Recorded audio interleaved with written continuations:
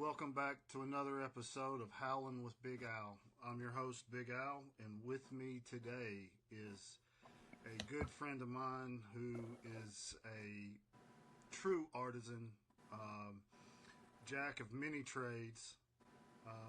Not sure he would admit to being a master of any, but humbleness runs with true artists. So, Jason is a writer, an illustrator, a filmmaker, bespoke sneaker maker, and now timber framer, processor, builder, you name it. So, Jason, how's it going tonight? It's going good, man. It's good to be here with you. Good. I It's been, appreciate it. We've been talking for I know at least a couple of years, and this is time where we really gotten kind of face to face. So I appreciate you hopping on with me. yeah, absolutely. I can't think of a better way to. I don't like my voice to be out there, my picture to be out there, but hey, for you, man, anything. Well, man, I appreciate it. I've caught some of your videos on Two Guys Timber Framing on YouTube, and man, I think they're top notch. You're doing some really cool things down there. Do you want to kind of tell everybody kind of your story and how you got to this point? Wow, thanks. Yeah, well, I'm glad you're watching too, and you've always been a big supporter. I mean, that's what I appreciate a lot of things about you, but it's been great over these years to have your support for all the crazy things that I get myself into. This timber framing thing is, no exclusion. So, I'm basically here in rural Tennessee, on about 150-acre homestead that my friend has, and then I'm surrounded by hundreds of other acres. So I'm now living in this tiny little camper in the middle of nowhere at our timber mill, and we're making big structures and little structures. And Dan, who's the other one of two guys, timber framing. I've known him for over 20 years. Did some architectural design work for him in Arizona, and 3D modeling and things like that I'm into. And so that just created our friendship. 2008 kind of collapsed everything.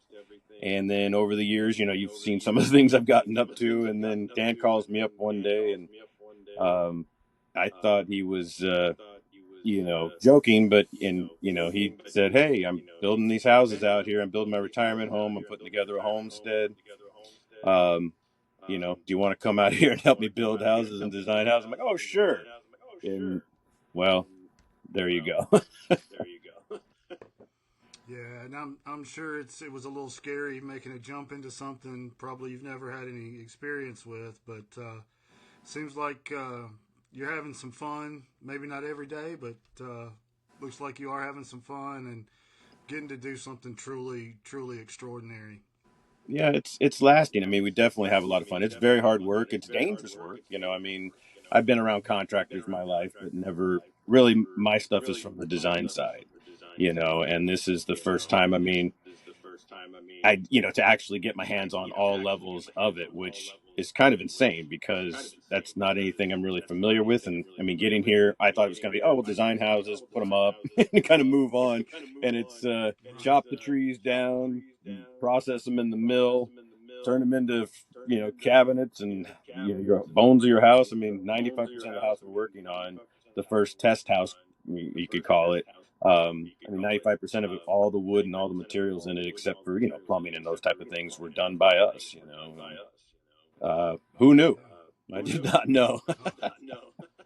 Absolutely, absolutely. Well, let's go back. I mentioned that you were a writer and an illustrator. You want to kind of share that journey? Yeah, I mean, well, it's just kind of a twisting journey. I mean, how do I make it fast? Because when you do as many things as I've done, it's kind of annoying to people. Or the history is either it's Sure, annoying or sure. exciting. The history of where, but I mean, there's people that can relate. So for me, I've Right, been, right. an artist forever. I mean, that's why I started as an artist, drawing cartoons as a kid, and that just kind of went with me. Um, yeah, I started in college and thought, you know what, I liked psychology. I'm a people pleaser, so psychology is kind of one of those things that people pleasers gravitate to. I think, if I'm speaking generally, it Okay. started that way. But then there were these hints. My aunt and and other people, were like, oh, you should, you're great at telling stories. And I never really thought about filmmaking or anything like that. And um, so, I kind of dabbled with things that were related, illustration, graphic arts, filmmaking. They're all kind, so it started with storyboards and things like that for movie ideas and comic books, and then off to film school instead. So right in the middle of all this with graphic arts and doing the psychology, starting on a psychology program very early, turned to film school. And so off I went to film school. Nice, nice. And so, what is the name of the book you've published? The one that I'm working on, the children's book, is Monsters in the Mail. That's the one that I hope is going to be coming out soon. Besides that, it's the film making overlap again, which is um, did my film, did some commercials and things like that, and then ever since it's flip flopped back and forth, or I should say I weave it all into my life. You know, Sure, you sure. know. Well, and I kind of want to get back to where I met you from, and the bespoke sneaker world. I know you've kind of moved away from that temporarily to be able to focus on what you're doing now. But what kind of piqued your interest in that? Well, I've always been kind of a shoe freak. Not really a sneakerhead per se. I mean, I had my likes and things. I would hunt down a pair of shoes for weeks and months until I found the ones that I wanted. But it really wasn't, at that time, it wasn't considered being a sneakerhead necessarily. And then I was, I went through some changes in my life. My wife of many, many decades, we separated and then eventually divorced, but kind of gave me what am I going to do now? The kids are growing up, and I need to find kind of my rhythm, because I was really kind of a work at home husband, doing architectural design and some of the illustration stuff and all these things mixed in. And so it just happened with the shoe surge, and it was what, 3 or 4 years ago, and whatever it was now. And I just, it was during COVID and all that, and people were trying to figure out what to do. And I really got fascinated with leather and just, what you could make out of it. And then that just sort of turned to my love for shoes. You merged the two together, and then my artistic background. And then, well, you've seen kind of what became of that. I started to kind of build something, and then, well, and then this this thing came up. So Sure, yeah. sure. Well, and my daughter lovingly refers to me as a hobby hopper. So I I think like we that. can. I think we can both. I think we have that in common. That Yep. we move on to the next. I tend to blame it on my ADD, Yeah, me but too. and I was fascinated when my son became kind of a sneakerhead in high school. That's what got me back on it, because growing up, really couldn't afford the Jordan ones and twos, threes, and fours. You know, so and still to this day don't want to pay the prices that the custom colorways cost. So Right. I got into just getting triple white pairs and painting them, to what I wanted to go with my style, with what I was wearing. Um, so that's what brought me to your page, and uh, the name Devolve escapes custom. me now. Yeah, Devolve custom footwear. Devolve. Yeah. That's right. I can see the D. I can Yeah. remember your logo distinctly. Devolve.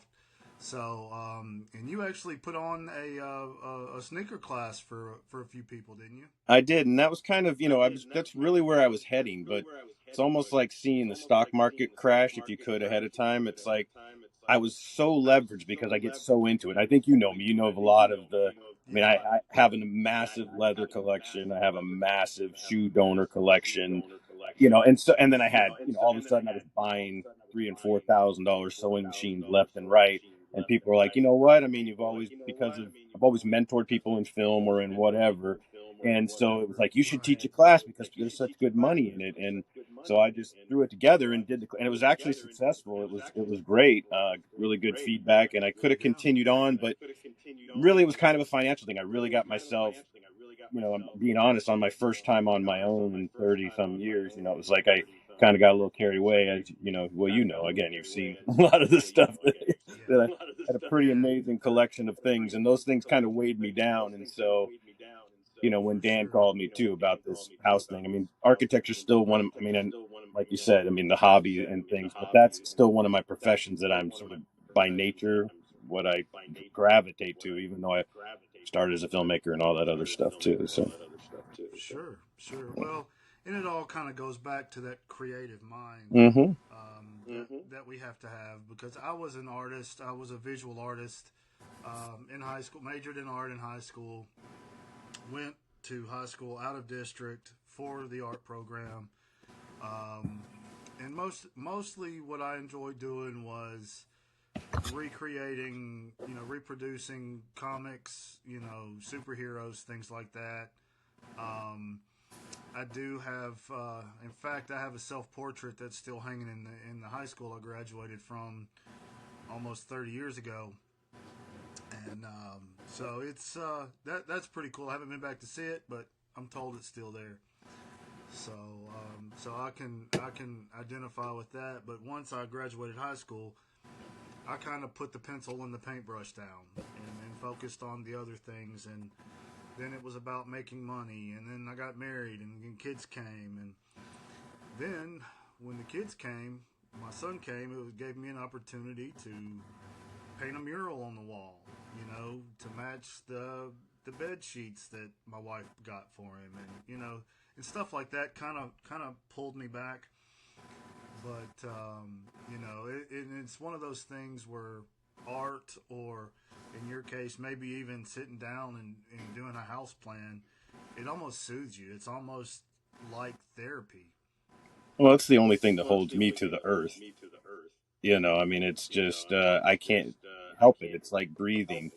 I'm never alone, even if I'm lonely, because it's just there's my brain is always on this place where where I can create something, and it's a blessing and a curse. I feel sorry for people that don't feel that way, but then I also feel sorry for myself sometimes because I can't just enjoy a normal. Just I can't just sit at the beach, and I've been to the beach 1,000 times, Right. So because Sure. it's just either I'm distracted by how beautiful everything is, or I just want to be drawing or creating something because I'd rather just not be sitting there. I know that sounds lame, but no offense, Hawaii, I love you, No, but you no. know,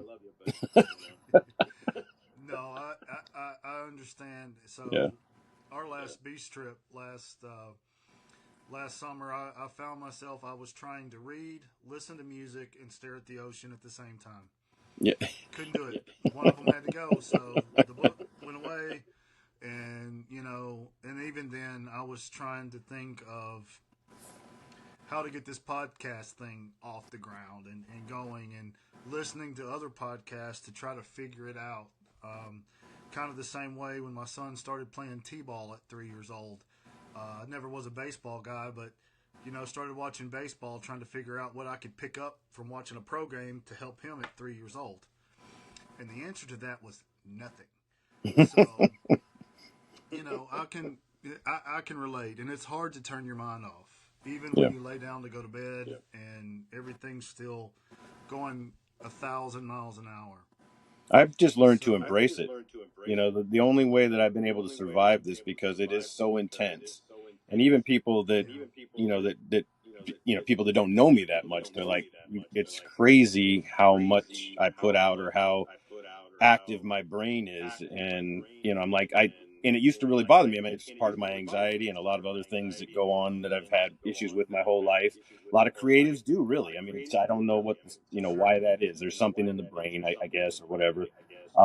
But you don't know many creatives that aren't a little tortured by something, because I don't know, something's firing different in our brain. I wished I could do math and accounting because I wouldn't be in the trouble I'm in. But it's creativity. Sure, And, sure. No, you I get know, it. but what I've done is just embraced it. Like once the iPad came out, that was it for me. I mean, I embraced. I was a tactile guy. I was a film guy before I was a digital guy. But once I got a hold of the iPad and my sketching programs and what I could do, it just that became my therapy. It's really was a big deal because with Procreate, which is kind of like Photoshop and a sketching software together, that's where all these dozens and dozens of ideas started to come for all the children's books and all the other things. And then it fits with architecture. It fits with, I don't, do you have an iPad? Do you do iPad stuff? I do. I do. Yeah. I have an iPad Pro, Yeah. the 12.9, There the you big go. one. So, yeah, I'm very aware, and I would much rather use my iPad than a laptop Yeah. or a computer. So, Yeah. Yeah. So yeah, so you understand. I mean, as an artist, it's such a great way just to be able. I don't fight it anymore. Like I said, it's always with me. Yeah, that's sad, to just have my technology there. But it's my whole lifeline to what is important to me because I can literally write in an instant. I can draw in an instant. I can design a house. I can do, you know, and I spend way too much time on Pinterest. Let's be honest, but that's okay. sure, sure. I mean, hey, we all have to get our inspiration from somewhere. Yep, absolutely. So are you really? I don't even really know. I mean, are you back at focusing on art a little bit more in your life? I mean, I know your kids are much older now, right? They're still doing the sports thing, so that gets in. I mean, that's big, right? But Well, actually, my son will graduate from college in May, so he's been out of sports for about 3 years. oh, I didn't know that. When my daughter, yeah, and then so he'll be, and then my daughter, she's a sophomore in college, so she's not dancing anymore. So um, I do have a little bit more time to focus on doing a little self care, whether it's art or now trying to juggle two podcasts, uh, handle the social media for both of them. Um, you know, my partner for the Lounge Life podcast, Rob, he does all of our production and distribution for that one. So we both get guests and brainstorm to come up with topics and things like that. So, and then trying to make sure we each have cigars that we want or need, or if we're going to talk about one in particular, make sure we both have one. The logistics of that, because I'm here in North Mississippi and he's in New Jersey, so it's not like, hey, let's meet up at the lounge and swap sticks or something. So, Yeah. but it's great. I really think it's embracing technology for the good part of it. There's so much, and you mentioned the anxiety and things like that, because things keep rolling in our brains. But I think sometimes social media has created this false sense of what other people are doing, and then we feel a need to try to keep up with that. So Absolutely. I feel like that's kind of the dark side of technology and social media. But on the other side of that coin, things like the conversation we're getting to have right now. This is really cool, and I'm super. This is the highlight of my week. So just getting to hang out with you for a little while and talk kind of face to face, if you will. But even though it's over, 1,000 miles apart, but and that's kind of like therapy. Yeah. And that's one of the things I was talking about with Rob is I'm not one to typically just go to the lounge by myself unless I know I'm meeting somebody or I'm going to pick up my sticks, or if my son's home, we'll go and have a smoke and a beverage. But I'm not one to just go in, sit down, and look around for. I tend to be more introverted. So this whole podcast thing, it's helping me come out of my shell a little bit, and that was one of my resolutions for this year was to get a little more comfortable in my own skin and kind of step out of that comfort zone a little bit. So, and this definitely helps a lot. Well, I mean, it's where we are. I mean, I've spent my whole. I'm 50. I just turned 55, which I can't believe. But it's like I look at all the technological things that I resist and all the things that we spend time resisting. When at a certain point, we can't unknow what we already know. So, I mean, yes, we've got problems with social media. Let's figure out how we can engage. I don't want to just say it's the parent. I don't want to get into the political side of it, but engage people to put some barriers of their own. Go out and do a few things with your kids. Like what I did was, okay, look, when we're out to dinner, I know you're going to want to be on your phone, but the thing is, until you order from the waitress or the waiter and you put your order in, your phone goes away. So you're going to be social and you say hello and you greet, and that's real simple stuff. I mean, it doesn't take much. And those are the things, that we have, that we kind of have to, but that's a social thing. Like, how do we do that? How do we put numbers on that or barriers or whatever? But I've kind of come to a point in my life now. It's like, I think back to like my grandma, and she died about 10 years ago, but old school, growing up in Germany and then during the Depression and everything. So I remember her when Blockbuster was out video. She didn't even have a debit card. She resisted a debit card. Everything was all hand done because she had worked in the military as an accountant type thing. And even one day I knew, okay, well, wait a second, I have to be more open minded because Grandma finally got a debit card, but only because she wanted Blockbuster video. so so in order to rent So in order to rent it, and so then it was credit cards and debit cards, and although until the day she died, she still had her checkbook ledger and had me try to balance it for her when she wasn't feeling well. And I'm like, I screwed it up and missed like $13 because I couldn't figure out what she was doing. It was old school, but so we embraced the new, right? I mean, I'm starting to embrace the new, like even AI. I mean, it's at some point I've got to face it, Sure, sure. Well, So I know for a long time I said, yeah, I don't need text messaging. A phone call, a few minutes, a few minute phone call is all we need. But then, of course, I'm in a service industry, so it and while I'm driving my work truck, I won't answer the phone while I'm driving, just from a safety standpoint, and it's not mine, so I want to be respectful. So it's nice to have that technology come through yeah, where the messages, and of course too, as I get a little older, the less time I want to spend in a phone conversation. And when you know like you hear so many people calling a meeting, a corporate meeting, and it's like that meeting, that 55 minutes could have been an email, and we could have worked it all out in an email. yeah, So, but again, on the flip side of that, um, several years ago, my wife and I were cooking breakfast. We needed something, I think pancake mix or something like that, and so I'm like, well, I'll just run to the store and grab it. So I get to the store, I figure out, I don't have my phone with me. What if I get the wrong thing? What if she needs something else and she can't call me and tell me?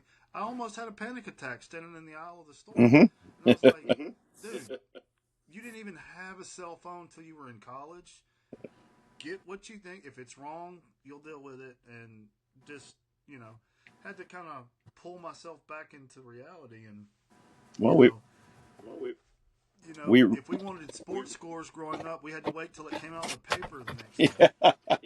Exactly. Well, I mean, we get so used to it, and I think it actually I'm not a scientist, but I mean, I know it remaps our brain and the way that we respond to things. So it's really hard to reconcile. It's kind of like there's a lot of things we go down these roads. I mean, I look back and it was like I had one of the first cell phones because it was a business thing. It was a big brick, and you would talk like in 3 words because it billed every 15 seconds, and so you would be like, somebody's at the store, and you'd be like, milk, da eggs, and hang up, so Right. you wouldn't get charged. But it's like, and I hated cell phones, and I've been talking about hating cell phones forever, but you can't take I would literally fight till the death for you to take my cell phone away from me. I mean, and I'm a rational, I think a rational individual, but we get these things that remap our brains, and this is where we are. It's kind of like there's always a negative to every positive. I mean, it's the balance of the universe. Kind of like everybody likes to get up in arms about Walmart or whatever, and not to get political, but it's Walmart, the Sure, prices, and sure. all the China and all this.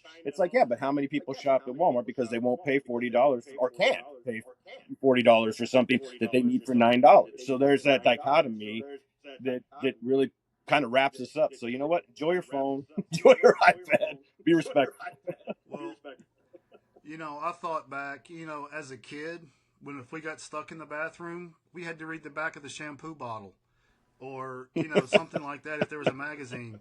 Yeah. Now, if I go to the bathroom and if I don't have my phone, I will it's like torture. It's like torture.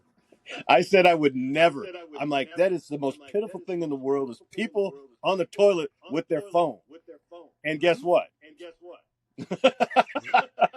I mean, if it's not scrolling Instagram, Facebook, playing Monopoly Go, something. You know what I mean? Watching a YouTube video. That's right. That's right. Cheers to all So, you YouTubers. absolutely.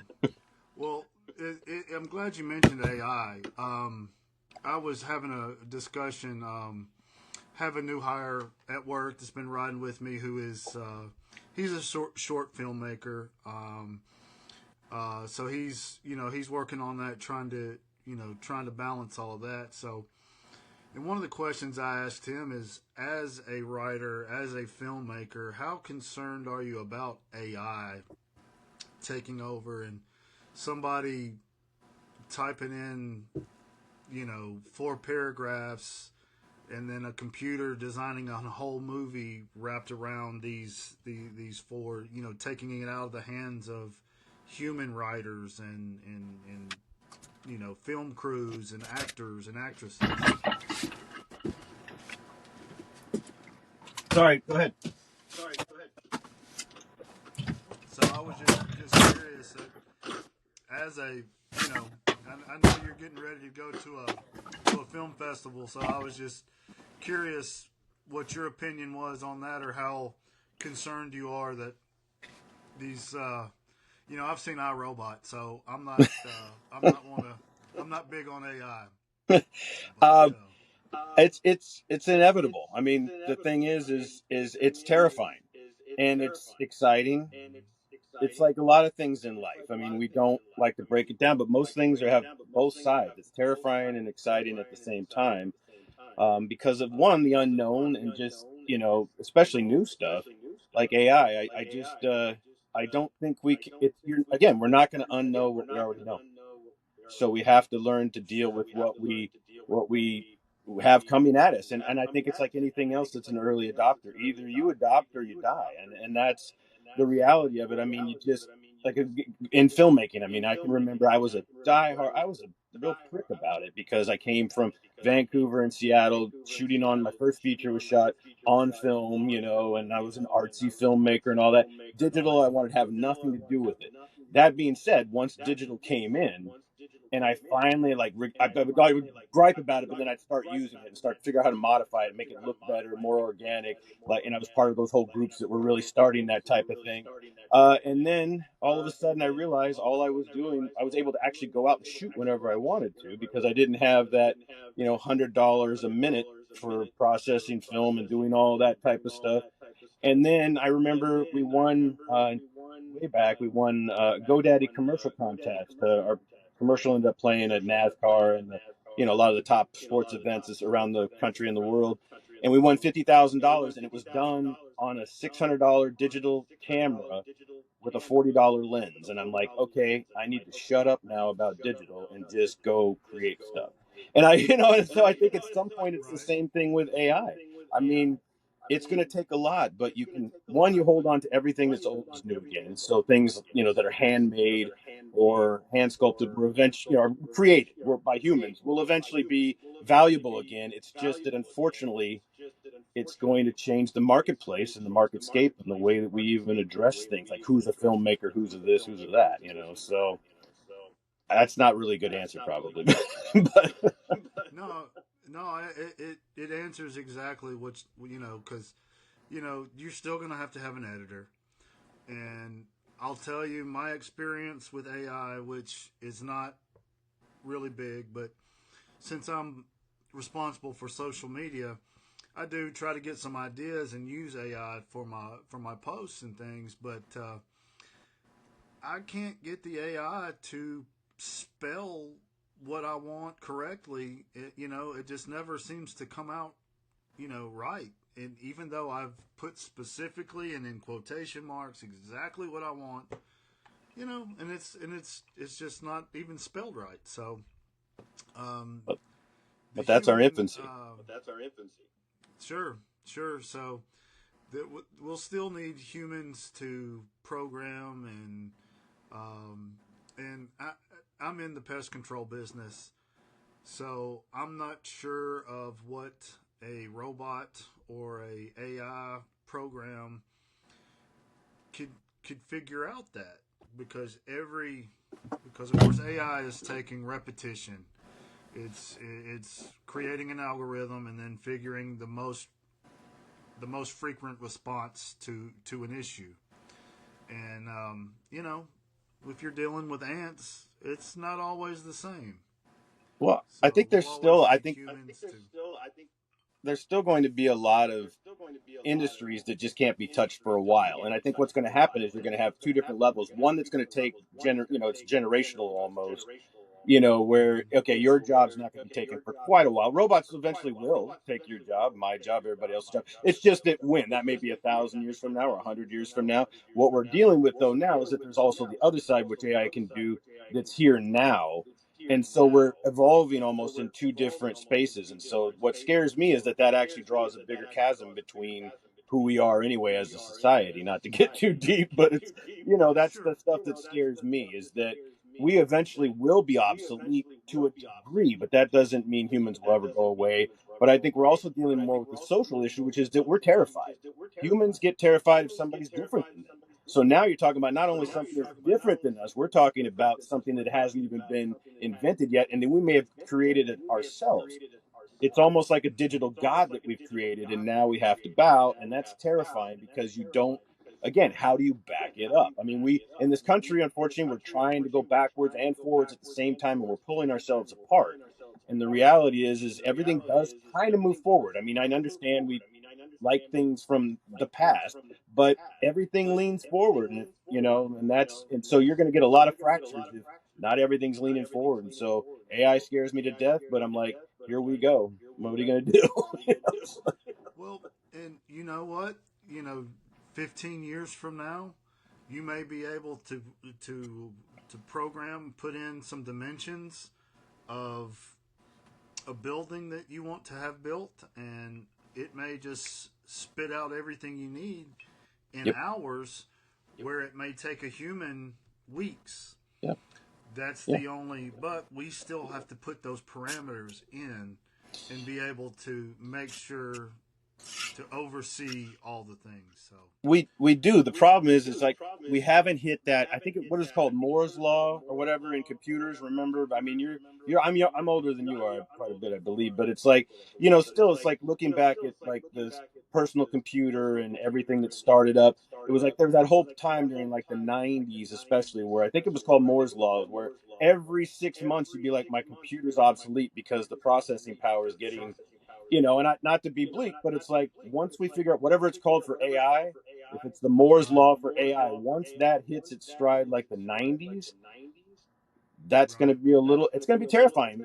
Again, humans are going to be okay. It's just we have to open our eyes and make sure that we adapt. And that's a scary thing for a lot of people. I mean, sure. Well, and to that point, I think the younger generations may be more able to or willing to adapt than yes, say, and I know every generation looks at the next one coming up and goes, I don't know how they're ever going to make it. yeah, They don't do this, they don't do that, they don't do it this way. This is the way it's supposed to be done. And yet, we all figure it out. yeah. I So, think it's called. There's like a term for it, it's nostalgia disorder or something. I don't know what it is, but it's that our sure. inability to. We all see things that way in generational blocks. The difference now is we are starting to hit an accelerator that I don't know if human brains can keep up with, because that's why we're having so. We like to blame it on a lot of things, but I mean, people don't realize I mean, where things took generations. I mean, my grandmother's generation. You were in a job for 40 years, you retired, and already we're talking, she just died 10 years ago. I mean, and so now we're Sure. talking about my kids, your kids. They may have 3 jobs or 4 jobs, careers Right. in their lifetime. That's a huge change socially and just psychologically, that we have to cope with. Most definitely. Well, and to us, the development of AI could be as beneficial or as crucial as the invention of the sewing machine Yeah. back during the Industrial Yeah. Revolution. Yeah, we don't know. Steam engines, steam engines on boats as opposed to paddles and Yeah. different things like that. So that's yet to be seen. Yeah.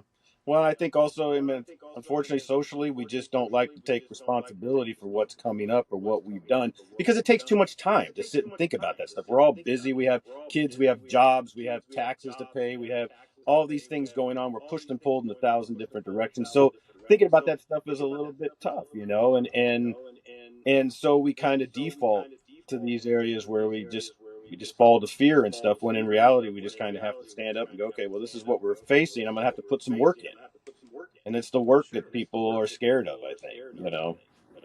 um, Yeah. that sounds really wrong probably, but No, well, I mean, who do you know that wants to do more work for the same outcome? that's true. I don't. That's I true. don't know of many people. But Yeah.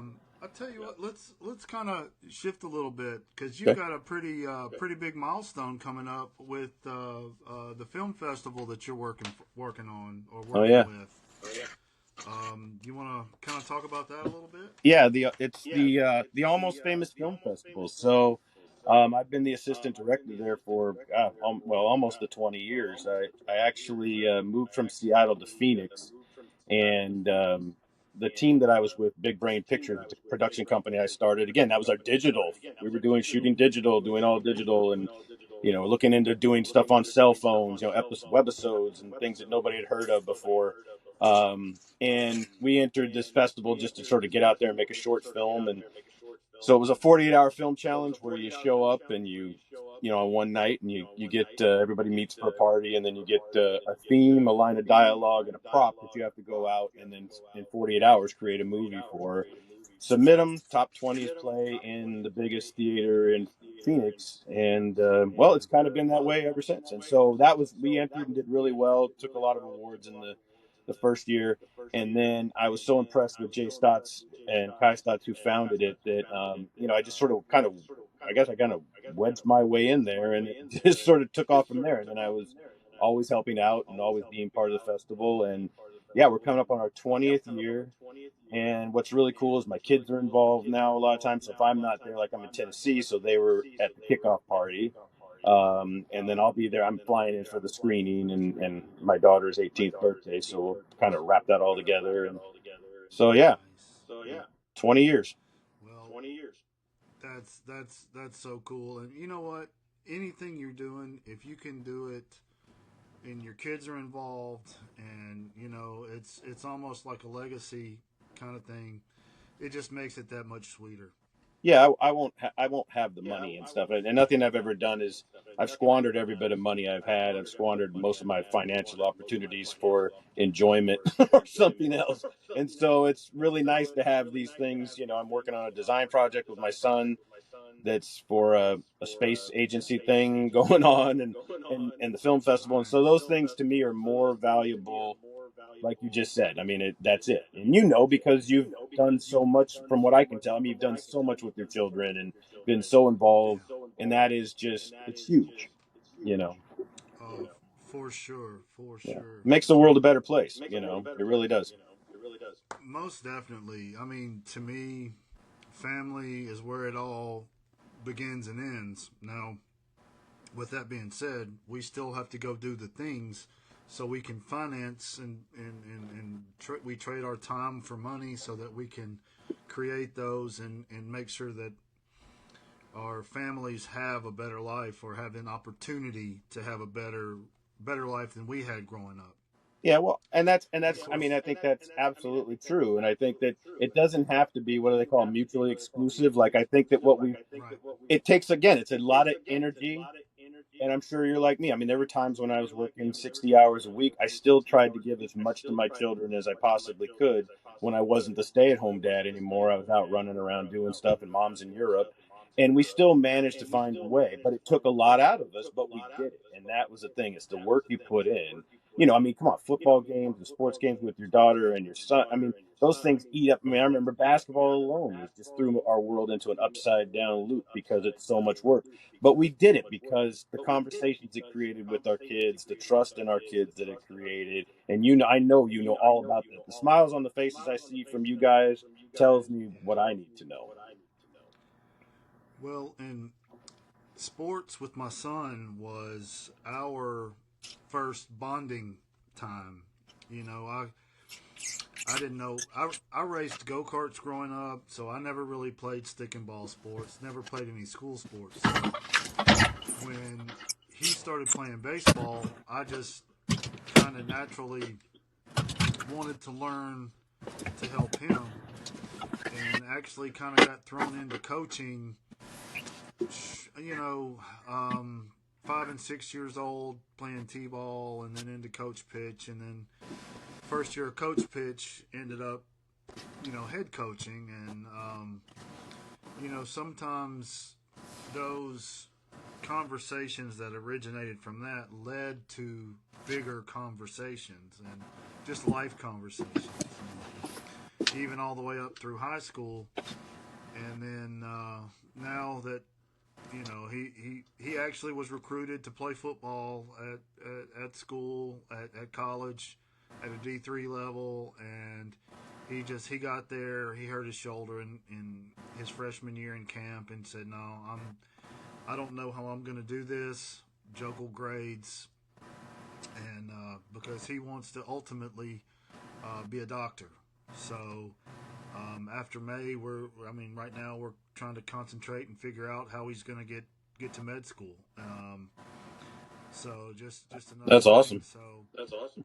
So that was one of the things that one of the main reasons I picked up cigars, kind of to bring that back, was that's our bonding time. So there's been many a night that he and I sat out on the patio in the spring, summer, and fall, had a couple of libations and a cigar, and um, just shooting the shit turns into deep life conversations, and he got to hear more about my childhood, and my father passed away before my wife and I were married. My wife did know him for a few months before he passed, but that was one of the things they'll never get to know. And if I'm half as important to my kids as um, my dad was to me, then I'm doing something right, and that's one of the biggest things I'll look for is, trying to be a good husband, a good father, a good son, a good friend. And if I do that, everything else will fall into place. Yeah, well, I think that's a really good perspective to have. And I don't know, like for you, I don't know if it's the same with me. I see it in my head, but you know what? I loved my parents, but that the whole teenage high school years till I was like 20 or so, I didn't really even start to tune in to what my parents were saying, maybe even a little into my 20s. And so parenting doesn't end. It's also just another opportunity because all of a sudden I remember there was a time in my life where all the things that I thought about high school and who I was and who my parents were and stuff just really didn't matter. It was how I felt at the moment. And then then I all of a sudden could remember and reflect that, oh, they were right about this. It wasn't just me being right all the time, because that's the whole teenage thing, is we're right all the time, and our parents aren't. But I think you're probably at the stage where I am, where my son does the same. I'm in Tennessee. He's in Arizona. It's a little bit hard, to have spent my entire life with him and then to be here. But, he's 20 years old and at college. But he FaceTimes me and we talk about all, like you just talked about with your son. I mean, the thing, he loves mid-century furniture. He's at school for architecture right now, and he buys these things on Facebook, and he'll just spend an hour on the phone walking around in FaceTime talking and showing me stuff. And I'm like you said, that's our bonding time, and parenting continues, and that's a real blessing. Yeah, and they get to a certain age, and we become more of a mentor than a parent. Right. I know the love and the need to parent and make sure, because all we want is the best for them. And I know I've been certainly guilty of uh, wrapping them in bubble wrap, not letting them fall, not wanting to let them fall, or to catch them before they hit the ground. And we were part of a generation that was kind of left to, oh, you fell, okay, Suck it go up. over there, grab some dirt, rub it, rub it on the blood, and mix it up, and get back on your bike and ride Yep. ride on. Oh, you didn't wear shoes riding your bike, and that metal pedal cut your toe off. Oh You gosh, should have known better. I've always told you to wear shoes. you're talking about my life in Go put it Missouri now. nice. Let's go. Okay. You know. So, but that's it. Sometimes I tend to go when I do say I don't know how these kids are ever going to make it. I'm part of that problem because of me trying to shield them from the things that I dealt with that I didn't like growing up. But sometimes, you know, I've always heard that pressure it bursts pipes, but it also creates diamonds. So it's all in, and two, it's taken some maturity to figure out that you can't. There's nothing you can do about what happens to you. The only control that you have, or you don't have control of what happens to you. You have control of how you react Absolutely. to those things that happen to you. So Yeah. No, I mean it's well said. I mean, I think it's a cycle that we all go through, though. I mean, I don't think what you're saying is probably much different than anybody that I know, and myself included, which is we go through ebb and flows and stages in our life, just like we were just talking about our kids. I mean, they don't really start to understand their parents as a mentor until they're a little bit older. Their brain's closer to fully developed, right? I mean, again, I'm not a scientist, but I mean, there's that whole thing, and then it comes, and then there becomes this love that just comes. If you notice people that are, families that are pretty cohesive. I mean, their kids usually end up loving them when they're older, even more than they probably ever could have loved them when they were younger. They needed them when they were little, but they want them when they're older. And I think we're all that. It's just a cycle that we all go through now. And like we talked about, I mean, I think things are speeding up. So the centrifugal force or whatever it is kind of speeding everything up in our evolution. But I think those cycles are still those cycles. Your kids are probably going to go through the same thing. My kids are going to go through the same with their kids if they have kids. Um, sure. and we do the best we can. I mean, I don't think there's a right or wrong to how we raise things. I understand it being a latchkey kid kind of, generation and all that left to your own, and like you said, I did die laughing when we talk about the riding the bicycles with the no shoes on because I've seen that and lived that in real life, as a kid, and I survived, and so we like to think, yeah, we're tough and stuff, and yeah, so we don't want our kids to see that, but there's a lot of things I shield my children from, but even though they are a different level of soft, I guess, than I was, it's like they're still good. Like you said, I think you said it though. They're still going to. Are they going to go? They're going to go out there and they're going to find their way. It's Absolutely. going to be way different. So all we can do is mentor the way we mentor and mentor from the heart, which is you know make your decisions, make your mistakes, fix your mistakes, and pay for your mistakes, and just see what happens because we really don't know. You Right. know, so Well, and one of the biggest things I knew about my dad that he was going to tell me something. Now, whether it worked for me or it didn't, he told me it came from the heart, and he didn't have any other agenda but to want the best for me. And I think that's where kids eventually get to from going, well, mom and dad, you just want to control me. yeah, You just want me to do what you want me to. That's not what I want to do.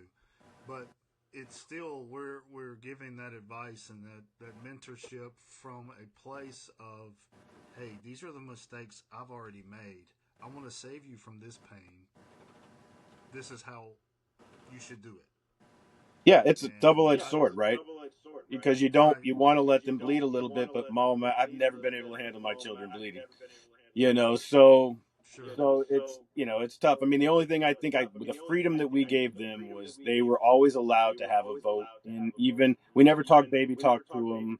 Well, maybe a little bit. right, Nobody was listening, but I mean, we never talked yeah, baby talk to them, and we would sit down and have when they were old enough to talk. And what do you guys want to do? Where do you want to eat tonight? So we started with things like that but even that, I mean, it's, you think that's great parenting. Maybe it is, maybe it isn't, but maybe they're now entitled to think they have a voice and everything. And really they should. I mean, we just get scared when everybody, it's like, oh God, everybody, 7 billion people have to have a voice. Can't we just quiet my children down? But no, I mean, it's that, Right. Well, and of course, too, we came from a generation of you speak only when spoken to. yeah, If you're sitting down, somebody older than you comes in the room, you get up and offer your seat, yeah. especially if it's a woman, especially if it's an elderly woman. It's you look this way, you don't, and then of course we were like, well, and my big one was, well, you can have an opinion when you start to pay bills. Yeah. And of course, and of course too, we're like, we didn't like that, so yes, your opinion matters, and then too, but again, like it has kind of entitled them to feel like, well, from 8 years old, you've always wanted my opinion, and now you want it and don't, you know. Now I'm going to give it So whether you like it or not. sure, and, Yep. and then of course too is as we get older, and I've noticed this with older generations, they always want to maintain that control. Yeah. Yeah. I think Dave Ramsey calls it the powdered butt syndrome. If I got to someone hear this. powders your butt, you don't want financial or sexual advice from them. Okay. Yeah, I buy that one. I buy that So, one. so Yeah. we think we got it all figured out. No, I mean that's the thing. I think you did say something that keyed into my brain here, which was that we are a much more our generations now, and good or bad. That's up to everybody to decide for themselves. But we are way different. My grandmother's generation, there was a hard line on things. I mean, she was German, so I mean, there was a hard line that comes with a hard line. But she's so she was pretty 1920s born kind of thing, World War II, well, all that stuff. But I mean, even my grandpa and then all my other grandparents and all the people of their era, there was a real inflexibility that came at a certain point, which did hold certain standards, but things also moved slower. So you wanted to keep those standards. Now our generation came in, or the generation our parents and our parents then us, and it kind of there was kind of some semblance of softening in our parents' generation, and then we started to go that, and we're accelerating quickly on each generation. And I don't know I mean, there is no right answer. I just know that sometimes we do evolve, we do have to evolve, but I understand the want to keep traditional values. Again, I still hold the door for people, but I also know that I can get stuck there for 10 minutes holding the goddamn door, just because I want to hold it, and I want to hold the door. My heart wants to hold the door, but it's sometimes that person will step in and go, now you go. But I mean, that's kind of where we are. So that's the complication of it, right? I mean, Most definitely, and of course too, Gen Xers are known as the lost generation, the one where we raised ourselves, we were feral, and we figured it out. yeah, That we just want to be left alone to do what we're going to do, and you go over there do what you want to do. Just leave me alone. yep, But I'm right there on the cusp. I might be a zennial or that Gen X yeah, millennial cusp, but we were the first generation to have encyclopedias mm-hmm, and yep. then have Google.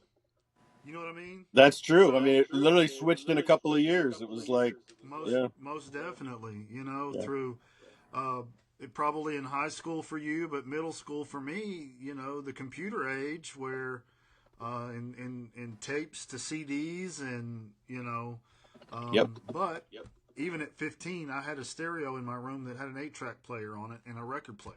yeah, So exactly.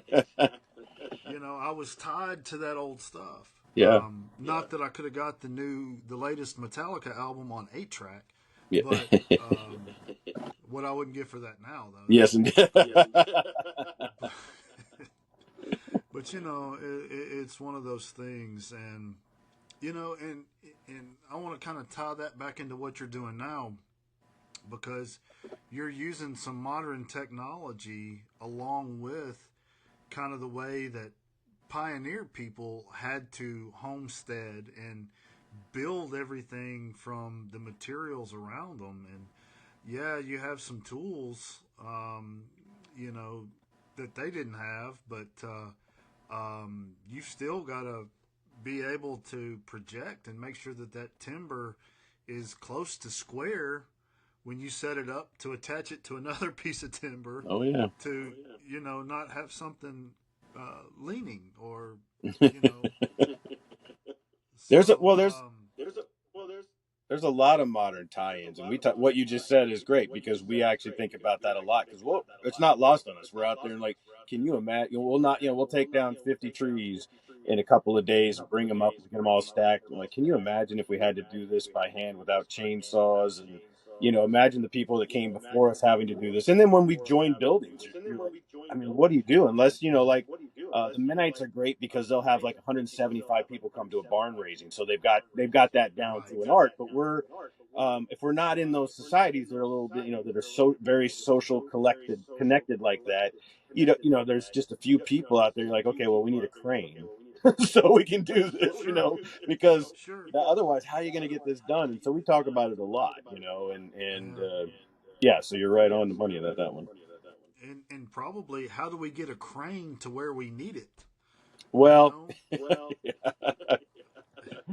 you don't. that's I mean, that gets hairy when you don't. You just you got to put a road there. There's got to be a road. There's got to be a big area because well, you'll see that's coming up. We got a lot of crazy. We got 5,000 square foot garage coming up and a 6,000 square foot lodge, and this is going to be sweet. nuts.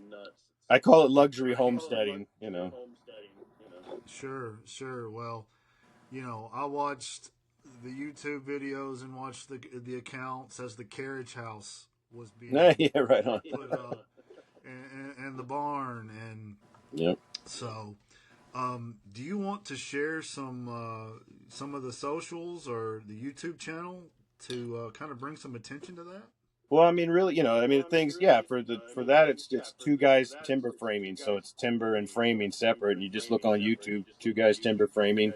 Yeah, it'd be great. I hope it's getting more entertaining. I mean, we're just being ourselves. We can't be anything that we're not, and we're also two guys trying to build stuff, so we don't just stop and videotape all day.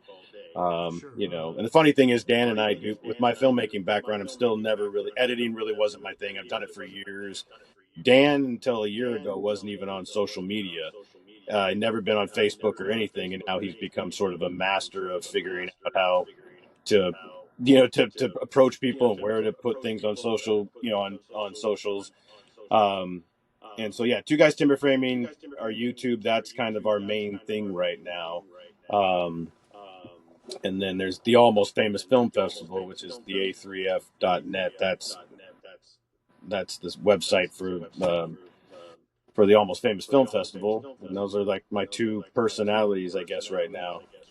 Sure. Sure. Well, and I know you mentioned Monsters in the Mail. Um, is there any timeline on that, or is that still just kind of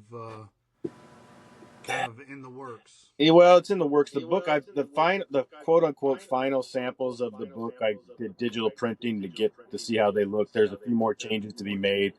I have a friend of mine that may want to be involved. I had a couple of people that came in that said they were going to be interested and then kind of bailed out. And, kind of, Sure. I'm so busy that I just don't regroup very quickly. I just sort of wait.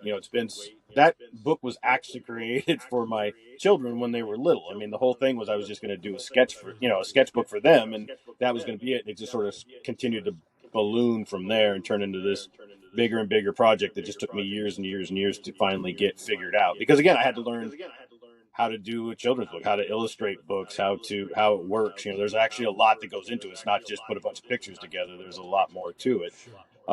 And so Right. just in my normal nature, just like with the shoes, I dig in and get serious, right? I get very serious. I put a lot of time into that stuff. And so I've got a friend I just sent a couple of weeks ago the final book to, with some of the adjustments I have to make there. But the illustrations are all done. The text is done. It just needs a couple little cleanups and it's ready to go.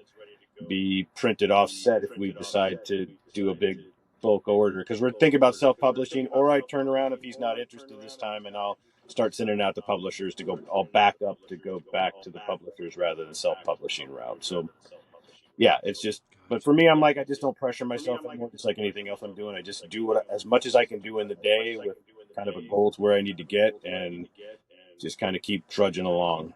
But yeah, thanks for asking. Though it's gonna be, it's got to get out there. It's a fun book. It's been a long time in the making. So Gotcha. Well, Jason, I can't tell you how much I appreciate you coming on and hanging out. And like I said, it's kind of the highlight of this week. To even though there was well, I can't say that for last week because Valentine's Day was Friday. So this will be the highlight of the next week of my upcoming week. Even though I know nothing's come up. So no, I appreciate it, man. I appreciate you. You've been a great supporter and a great friend for all these years now, and we got to do this more often. Even if nobody's listening, we should do it just on our own. Um, for sure, yeah, for sure. And then and best maybe of. you know where you're sitting right now is I like to call that's God's country, Yep, and the seasons you actually have seasons there, probably compared to where we were talking about this months ago, and you said within 24 hours it went from beautiful to magical yeah, overnight. So yeah. man, I just soak it up and um, love every minute of it because I know you've made sacrifices to be there and to follow a new dream. And man, I just wish nothing but the best of luck and good luck with the Almost Famous Film Festival. And anybody looking to go that route, check them out. That's right. Almost Famous, a3f.com. And congratulations on the 20th anniversary of your film. And is that available? Can somebody pull that up somewhere? What's that? The A3F stuff or my film? Your film. Oh, let's not go there. That was a long time ago. If somebody You know Googles me, what? they'll find it. But it's like, don't. It's bad. That was 20 some Well, years ago. 30 years ago. man, if you look at, um, if we go back and somebody was talking about The Shining on a podcast I was flipping through yesterday or last week or um, a few months ago Cujo was on, and you go back and you look at those and you're like, man, the digital filming but there's something about the nostalgia of that, and I've seen more people kind of going back to that way of shooting to where it's not 4K or whatever. It's not um, you know as the LED and LCD screens came in and you can see the glass blowing the glass the grass blowing on the football field.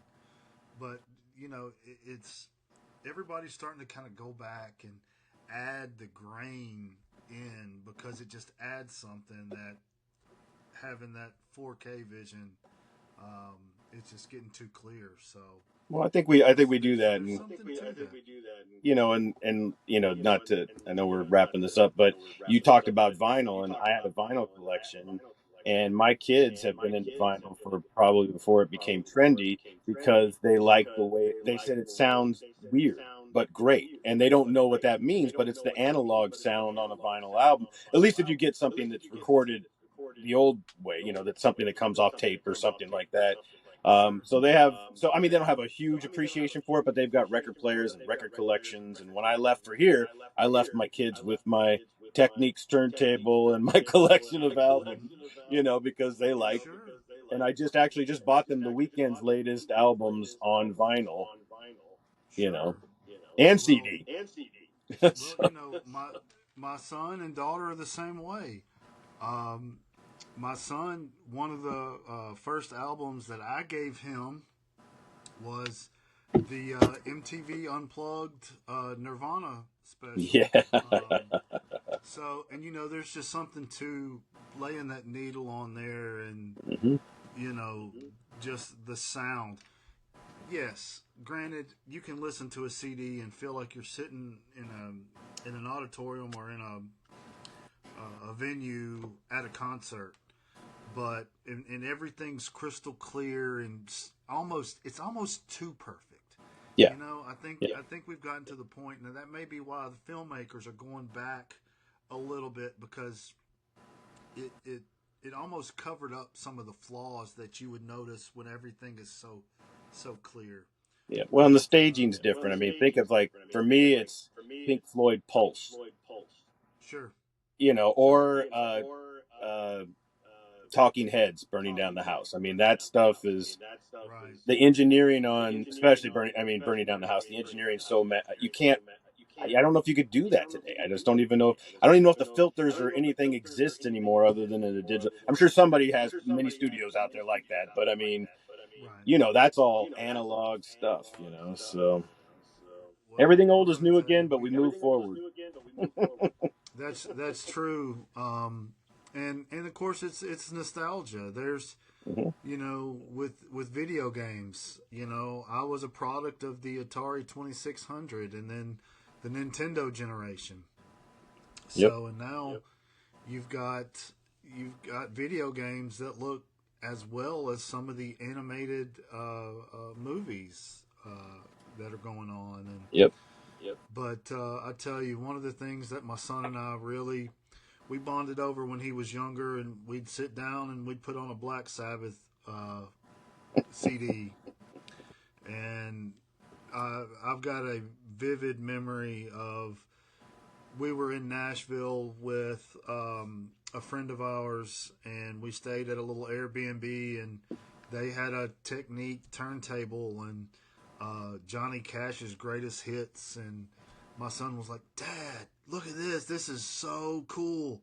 And I'm like, "I never pegged you as a," and he was a hip hop guy, a hip hop kid at the time, and I'm like, "What do you know about Johnny Cash?" That was my dad's thing. And he's like, "Oh man," he's like, "You turned me on to it." And we were talking recently about just his his love of different kinds of music. He's kind of in that red dirt country. Zach Bryan, Zach Hmm. Top, Sturgill Simpson, um, uh, Coulter Wall phase right now. But one thing that he has on a vinyl is a Kendrick Lamar record that had Mad City. I can't think of the name on of the album, but I can see it plain as day. But and it's funny too. He's talking about that. We were going through some records at my mother's house not long ago, and he found a Beatles album, and he was as tripped out about that as he would have been anything else. So I'm like, okay, and that's one of the things. I'm a music guy. I'm a nostalgic movie guy, and but I'm more of an '80s, '90s movie guy. So the Teen Wolves, the Ghostbusters, that kind of thing. But um, I can appreciate, and that's the beautiful thing about classics, is they transcend time. I You do. know, good movies in the '50s, if you're really paying attention, are still good movies today. Oh yeah, my son's favorite movie, and I bought him a French poster of it, like an old class. It was Scarface. He watched Oh Scarface at yes. 19 years old, and he's like, "Dad, why don't they make movies like this anymore?" And he even watched, like you talk about Teen Wolf, and he watched Beverly Hills Cop. He's like, "Dad, they don't make movies like that anymore." Right. It's like, why was that so fun? He's like, it's cheesy, but it was so much fun, more fun than what we get. And I'm like, I love Right. you. I've done my job. That's it. Um, in fact, you talk about Scarface. My son, they in their high school, they got to paint a brick in the hallway because it was a brick wall, and he painted uh, the blimp and of course it said "The world is yours" as his brick. So, um, and he has a print of, you know, the hot tub scene where he's got his arms up, you know, Good old and Tony Montana. yes, yes. So, well, man, that's so awesome. We've done So good then. We've done good. that's, and just to make sure that they have an open mind about Yeah. the old things and the old ways. And for a lot of things, the old saying "they don't make them like they used to" is probably a good thing. But we don't need to lose some of the procedures and some of the things that made those things great.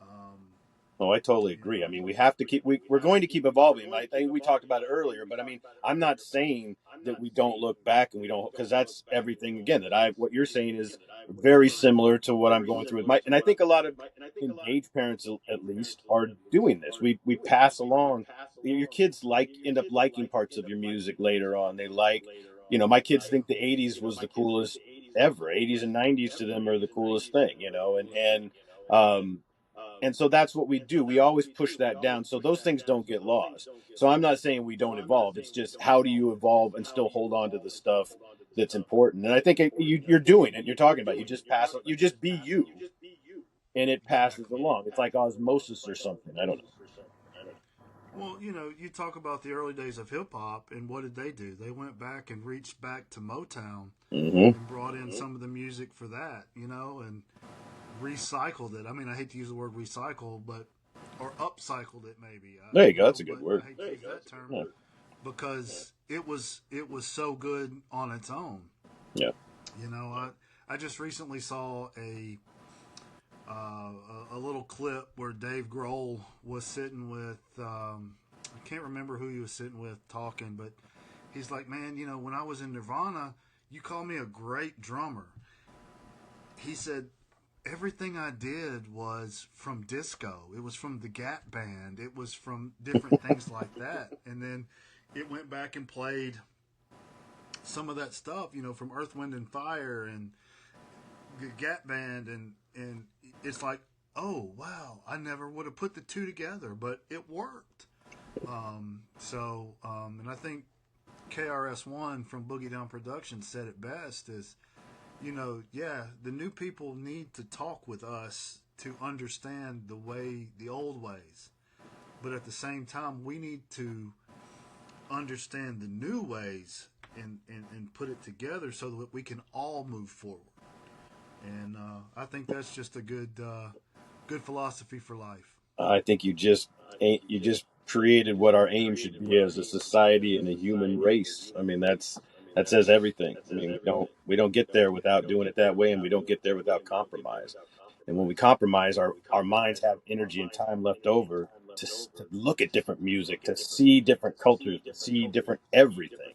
I'm like you. I'm a variety is the spice of life guy. I mean, we get in our ways, sure, but the more stuff that people throw at me, the more interesting my brain finds. Just and it's something else.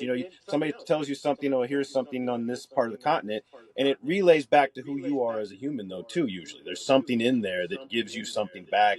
Looking at something, maybe it's not even necessarily similarities, or maybe it is the similarities, but the human connection, or whatever. I mean, African drums and world music come into hip hop or come into country music somehow through the back door of jazz or whatever. That's really cool. I mean, I don't. That's just cool. You Most know. most definitely, Yeah. most definitely. Yeah. Well, man, I just appreciate you coming on and shooting the shit with me. And again, it's really cool to be able to lay eyes on you kind of face to face Yeah. and hear your voice and you hear my voice and kind of put all that together. So, Yeah. but we're gonna kind of to wrap it up and All right, man. Thanks for having me. go. It's Oh, been most fantastic. I definitely. mean, So best of luck on your on this. This is going to be great. So, um, oh, for sure. you know, I think so. And, I made a statement on our other podcast that, and of course, too, I want I want people to listen for sure, but if we only get 4 followers or 4,000 followers, I just have a blast doing this and communicating with other people, and so it's the enjoyment of it outweighs the distribution part, I guess, and But that's how it starts. I mean, if you're going to be successful, it's generally, unless people are looking for just uber entertainment that's created for them, it's the genuine experience that people are, because we're missing it more and more. So this kind of thing is what makes a whole portion of the population, they love this type of stuff, and it just happens organically. Like you said, 4,000. I mean, you know where we're at with our YouTube stuff. It's growing really quick and it's because I think it's just because we're like you. We're just being who we are. We don't put out videos about stuff that we're not doing or don't care about. We're not selling anything. We're not, and if we're selling something, it's something that we have. We're like, hey, go check this out. So, and that's what you're presenting too. It's like, this is who I am, man. This is what we're just gonna talk. absolutely. Yeah, man.